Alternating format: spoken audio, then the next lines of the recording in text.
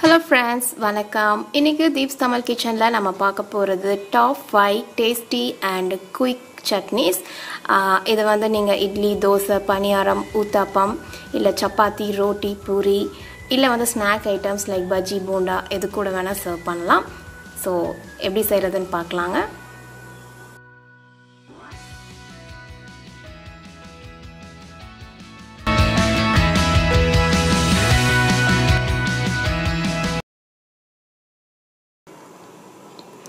First தேங்காய் சட்னி எப்படி செய்கிறதுன்னு பார்க்கலாம். அதுக்கு உங்களோட மிக்சியில் 3/4 கப் துருவின தேங்காய், 1/4 கப் பொட்டுக்கடலை, 1 இன்ச் சைஸ்க்கு இஞ்சி, 1 பச்சை மிளகாய். உங்களுக்கு ரொம்ப காரமாக வேணும்னா நீங்கள் இன்னும் 2 சேர்த்து கூட ஆட் பண்ணிக்கலாம். அப்புறம் கொஞ்சமாக கருவேப்பிலை. தேவையான அளவு உப்பு போட்டுக்கோங்க.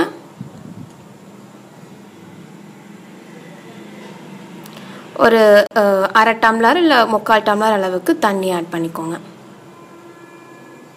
ஆட் பண்ணிவிட்டு இதை வந்து லைட்டாக ஒரு கோர்ஸ் பேஸ்ட்டாக அரைச்சிக்கோங்க.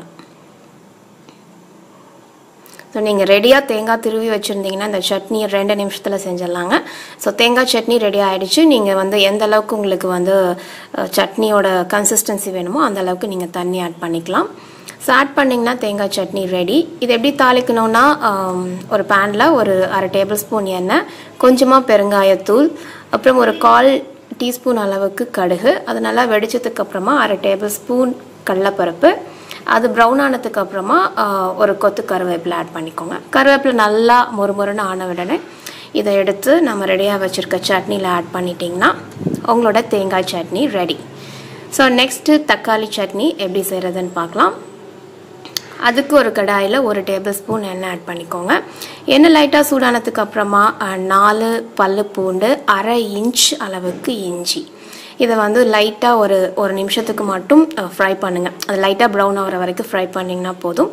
நெக்ஸ்ட்டு ஒரு பெரிய வெங்காயம், இதை வந்து துண்டாக நறுக்கினது, அதுக்கப்புறம் 2 தக்காளி, இதையும் நறுக்கி ஆட் பண்ணிக்கோங்க. ஸோ இதெல்லாம் ஆட் பண்ணதுக்கு அப்புறமா தேவையான அளவு உப்பு போட்டு நல்லா மிக்ஸ் பண்ணிவிட்டு இதை வந்து மூடி வச்சுருங்க. மூடி வச்சு ஒரு 6லேருந்து 7 நிமிஷம் வரைக்கும் இதை குக் பண்ணிங்க அப்படின்னா அது நல்லா சாஃப்டாகிடும். இந்த தக்காளி, வெங்காயம் எல்லாம் நல்லா சாஃப்டாகிடும். ஸோ பார்த்திங்கன்னா அந்த மாதிரி நல்லா சாஃப்டாகிடும். கடைசியாக வந்து ஒரு 1/4 கப் ஃப்ரெஷ்ஷாக துருவின தேங்காய், இதையும் ஆட் பண்ணிவிட்டு நல்லா மிக்ஸ் பண்ணிவிட்டு அடுப்பு ஆஃப் பண்ணிவிட்டு இதை ஒரு தனியாக ஒரு பிளேட்க்கு ட்ரான்ஸ்ஃபர் பண்ணிக்கோங்க. நல்லா ஆறுனதுக்கு அப்புறமா உங்கள் மிக்சியில் போட்டு இதை வந்து அரைச்சி வச்சுக்கோங்க இந்த மாதிரி. ஸோ அரைச்சிட்டு நெக்ஸ்ட்டு எப்படி இதை தாளிக்கிறதுன்னு பார்க்கலாம். அதுக்கு ஒரு பேனில் 1/2 டேபிள் ஸ்பூன் எண்ணெய் ஆட் பண்ணிவிட்டு எண்ணெய் சூடானதுக்கு அப்புறமா கொஞ்சமாக கடுகு வெடிச்சதுக்கு அப்புறமா கொஞ்சமாக கடலைப்பருப்பு ஆட் பண்ணிக்கோங்க. ஸோ எல்லா சட்னியுமே தாளிக்கிறதுக்கு ஒரே ப்ரொசீஜர். எண்ணெய், கடுகு, கடலைப்பருப்பு, கருவேப்பிலை, கொஞ்சம் பெருங்காயத்தூள், அவ்வளோதான். ஸோ கடலைப்பருப்பு நல்லா ப்ரௌன் ஆனதுக்கு அப்புறமா கருவேப்பிலை ஆட் பண்ணி அதுவும் நல்லா ஃப்ரை ஆன உடனே நம்ம ப்ரிப்பேர் பண்ணி வச்சுருக்க சட்னியில் ஆட் பண்ணிங்கன்னா அவங்களோட சூப்பரான தக்காளி சட்னி ரெடி. ஸோ நெக்ஸ்ட்டு வெங்காய சட்னி எப்படி செய்கிறதுன்னு பார்க்கலாங்க. ஃபஸ்ட்டு உங்கள் ஸ்டவ்வில் ஒரு பேன் வச்சுட்டு அதில் 1 டேபிள் ஸ்பூன் எண்ணெய் ஆட் பண்ணிக்கோங்க. எண்ணெய் சூடானதுக்கு அப்புறமா 1 கப் சின்ன வெங்காயம். நீங்கள் வந்து ஃபாரினில் இருக்கீங்க, உங்களுக்கு சின்ன வெங்காயம்லாம் ஈஸியாக கிடைக்காது அப்படின்னா பெரிய வெங்காயமே யூஸ் பண்ணிக்கலாம். பெரிய வெங்காயம் யூஸ் பண்ணுறீங்கன்னா அதை கொஞ்சம் சின்னதாக கட் பண்ணி ஆட் பண்ணிக்கோங்க. அப்போ தான் சீக்கிரம் குக் ஆகும்.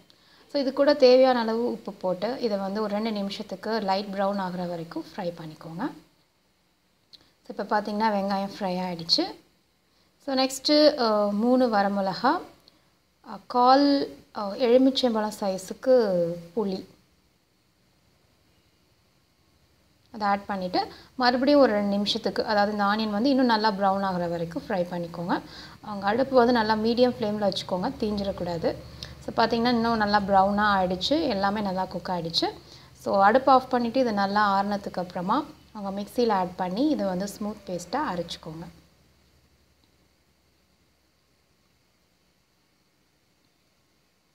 அரைச்சிட்டிங்கன்னா உங்களோட வெங்காய சட்னி ரெடி ஆகிடுச்சு. ஸோ இதை வந்து எப்படி தாளிக்கிறதுன்னு பார்க்கலாம். அதுக்கு ஒரு பேனில் 1/2 டேபிள் ஸ்பூன் எண்ணெய், எண்ணெய் சூடான உடனே கொஞ்சமாக கடுகு, கொஞ்சம் கருவேப்பிலை, கடலைப்பருப்பு. கடுகு வெடிச்சதுக்கப்புறமா கடலைப்பருப்பு ஆட் பண்ணுங்கள். ஸோ கடலைப்பருப்பு லைட்டாக ப்ரௌன் ஆன உடனே கொஞ்சம் கருவேப்பிலை ஆட் பண்ணி இந்த கருவேப்பிலை வந்து நல்லா அப்படியே மொறுமொறுன்னு ஆடுற வரைக்கும் ஃப்ரை பண்ணிவிட்டு உடனே எடுத்து நம்ம ப்ரிப்பேர் பண்ணி வச்சுருக்க வெங்காய சட்னியில் ஆட் பண்ணிங்கன்னா உங்களோட சூப்பரான வெங்காய சட்னி ரெடி.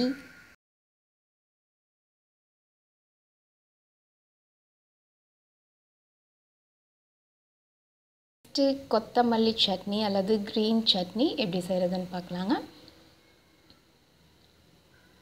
ஸோ இது வந்து ஆயிலே ஊற்றாமல் நம்ம செய்ய போகிற ஒரு சட்னி. ரொம்ப ஹெல்த் கான்ஷியஸ், டயட் கான்ஷியஸாக இருக்கிறவங்களுக்கு இது ரொம்ப ஆப்டான சட்னி.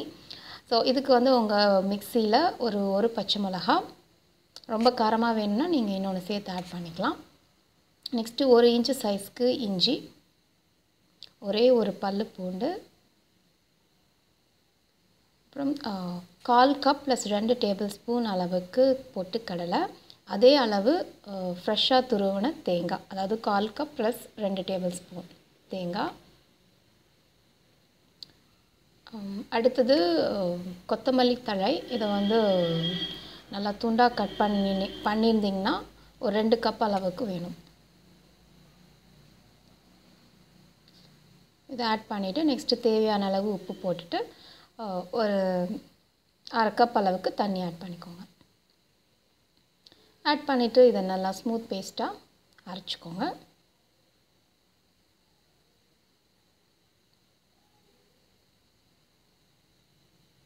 அரைச்சிட்டிங்கன்னா உங்களோட க்ரீன் சட்னி ரெடி ஆகிடுச்சுங்க. ஸோ உங்களுக்கு வேணும் அப்படின்னா நீங்கள் வந்து கண்டிப்பாக இதை தாளிச்சிக்கலாம். பட் இது தாளிக்காமலே ரொம்ப டேஸ்ட்டாக இருக்கும். கொத்தமல்லி தழையெல்லாம் நம்ம பச்சையாகவே அரைச்சிருக்கிறதுனால இது ரொம்ப ரொம்ப ரொம்ப ஹெல்த்தியான டிஷ். அதுவும் பிரேக்ஃபாஸ்ட்டுக்கு சாப்பிட்டிங்கன்னா ரொம்ப நல்லது. ஸோ நம்ம கொத்தமல்லி தழை சட்னி ரெடி ஆகிடுச்சு. நெக்ஸ்ட்டு நம்ம கார சட்னி, அதாவது ஸ்பைசி ரெட் சட்னி எப்படி செய்கிறதுன்னு பார்க்கலாம். இது கண்டிப்பாக எல்லாத்துக்குமே ஃபேவரேட்டாக இருக்குங்க. இது இட்லி தோசைக்கு மட்டும் இல்லாமல் நீங்கள் பஜ்ஜி, போண்டா அந்த மாதிரி ஸ்நாக் ஐட்டம் செஞ்சாலும் இந்த சட்னி நீங்கள் செய்யலாம். ஸோ செய்கிறதுக்கு உங்களோட மிக்சியில் ஒரு பெரிய வெங்காயம், 1 தக்காளி இது மாதிரி சின்னதாக கட் பண்ணிவிட்டு ஆட் பண்ணிக்கோங்க. நெக்ஸ்ட்டு 3/4 டேபிள் ஸ்பூன் வரமிளகாய் தூள், உப்பு தேவையான அளவு, 1/2 டீஸ்பூன் சர்க்கரை ஏன் ஆட் பண்ணுறோம் அப்படின்னா தக்காளி இருக்குல்ல, அதோட புளிப்பு வந்து நம்ம பேலன்ஸ் பண்ணுறதுக்காக 1/2 டீஸ்பூன் சர்க்கரை மட்டும் ஆட் பண்ணிக்கோங்க, ஜாஸ்தி வேணாம். இதை வந்து நல்லா ஸ்மூத் பேஸ்ட்டாக அரைச்சிக்கோங்க. ஸோ பேஸ்ட் ரெடி ஆகிடுச்சு. நெக்ஸ்ட்டு உங்கள் ஸ்டவ் மேலே ஒரு பேன் வச்சுட்டு அதில் 1/2 டேபிள் ஸ்பூன் எண்ணெய் ஆட் பண்ணிக்கோங்க. இது கொஞ்சம் எண்ணெய் ஜாஸ்தி ஆட் பண்ணணும். ஸோ எண்ணெய் சூடானதுக்கப்புறமா ஒரு 1/4 டீஸ்பூனு அளவுக்கு கடுகு, 1 டீஸ்பூன் கடலைப்பருப்பு, கடலைப்பருப்பு லைட் ப்ரௌன் ஆன உடனே கொஞ்சம் கருவேப்பிலை, நெக்ஸ்ட்டு நம்ம ரெடியாக வச்சுருக்க அந்த வெங்காய தக்காளி பேஸ்ட் ஆட் பண்ணிக்கோங்க. ஆட் பண்ணி இதை நல்லா மிக்ஸ் பண்ணிவிட்டு ஒரு 5லேருந்து 7 நிமிஷம் வரைக்கும் அப்படியே ஃப்ரை பண்ணிகிட்டே இருக்குங்க. ஸோ குக் பண்ணிட்டிங்கன்னா உங்களோட கார சட்னி சூப்பராக ரெடி ஆகிடுச்சு.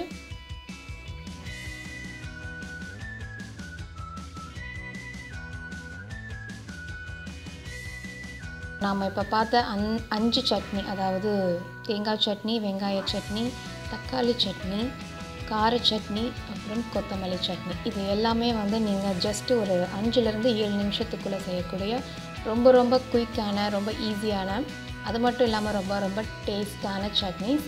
இதை வந்து நான் ஃபஸ்ட்டே சொன்ன மாதிரி தோசை, இட்லி, பணியாரம், ஊத்தப்பம், ரோட்டி, சப்பாத்தி, பூரி, அது மட்டும் இல்லாமல் ஸ்நாக் ஐட்டம்ஸ்க்கு கூட இந்த சட்னிஸ்லாம் நீங்கள் ப்ரிப்பேர் பண்ணலாம். ஸோ கண்டிப்பாக இந்த வீடியோ உங்களுக்கு எல்லாம் யூஸ்ஃபுல்லாக இருந்திருக்கும்னு நினைக்கிறேன்.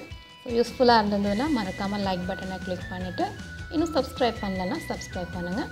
இன்னொரு இன்ட்ரெஸ்டிங்கான வீடியோ ரெசிபியோடு உங்களை சந்திக்கிறேன். பாய்.